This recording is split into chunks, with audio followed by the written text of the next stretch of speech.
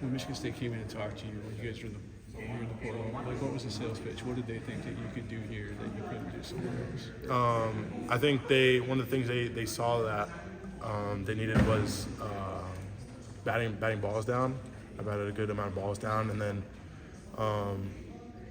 they needed pressure. They needed someone who played a lot, and I played a decent amount last year, so experience, and they knew that people, going into the offseason, you don't know who will end up staying.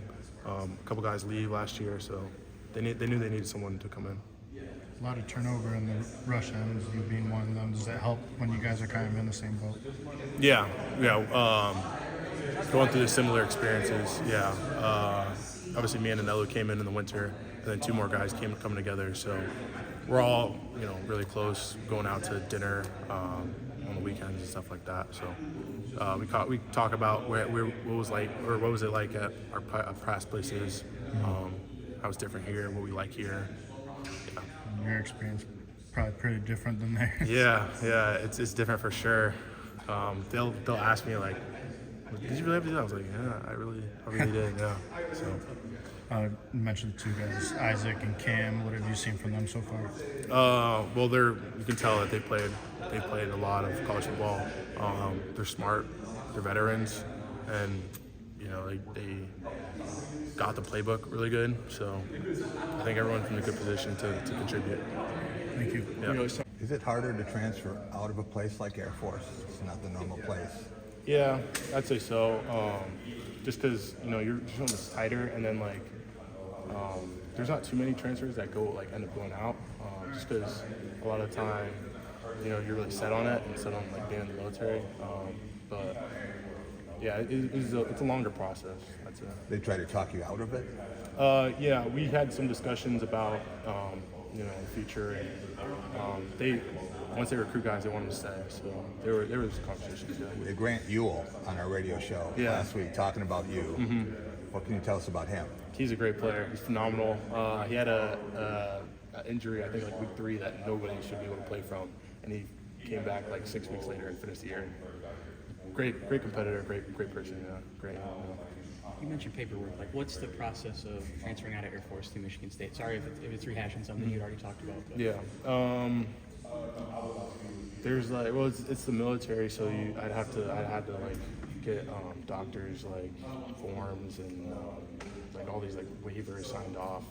I had to meet with I had military a computer that I could they had to wipe all my the data from it because I had some intel or something classified can't leak it. So it's just stuff like that just made it harder. Yeah. Was there a moment when you knew last year I'm not going to be back in Colorado Springs next season?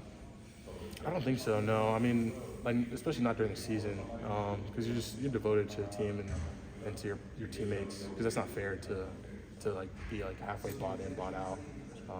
But I mean, I wanted to see it through, and I did, and we finished the year strong. Yeah. So, what's the most important thing you've learned since you got here? That's a good question. I think just to play more loose. I think I was coming in here. I was from the academy tight. That's one of the things I learned.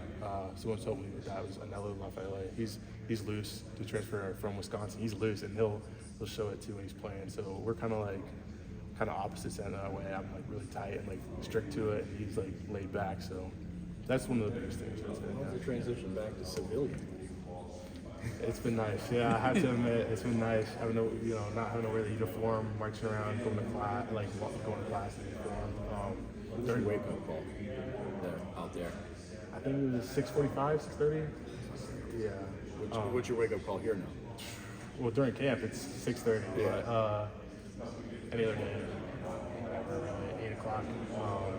But one of the biggest things during practice in the afternoons, they'd stop for retreat and take down the flag and play the national anthem. So we always stand at attention. So that was something different. Yeah.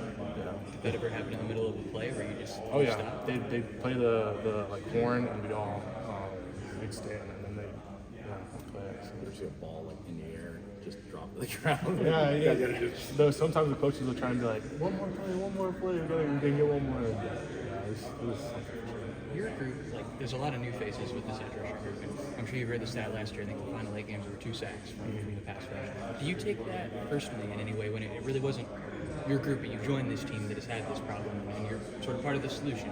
Yeah, I think the expectations there, you know, bringing in 4 guys so that won't happen.